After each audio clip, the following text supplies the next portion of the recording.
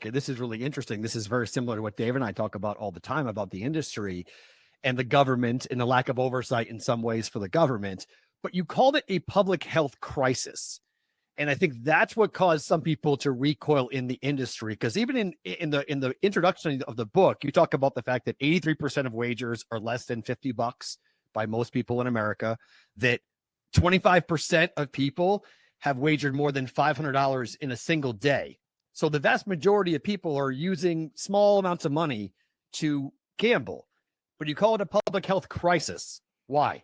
Yeah, and I mean, so the crisis is of course sort of a loaded word, and what's one person's crisis is another person's, I don't know, one level below. Right, like one level below a crisis. Right. But I would say, and I'll be really explicit. Like, I'm pro gambling. I joked on the Daily Show that I'd bet on Danish handball. I did just so I could say that I did. I don't usually bet on Danish handball.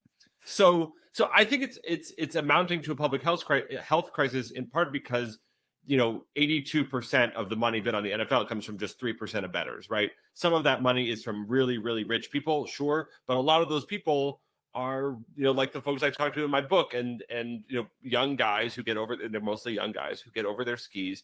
And I think, to me, where it becomes a public health issue, maybe even a crisis, is there's enough individual cases happening that it's to so many different people that we can't just say, oh, this is Matt's fault, this is Dave's fault, this is Jeff's fault, whatever. It's like there's some collective problem, there's some structural design problem in the apps, in the games themselves, that says, okay, this is not a matter of individual responsibility, individual failing. This is because we've failed these people with the design of the apps and the setup of the program.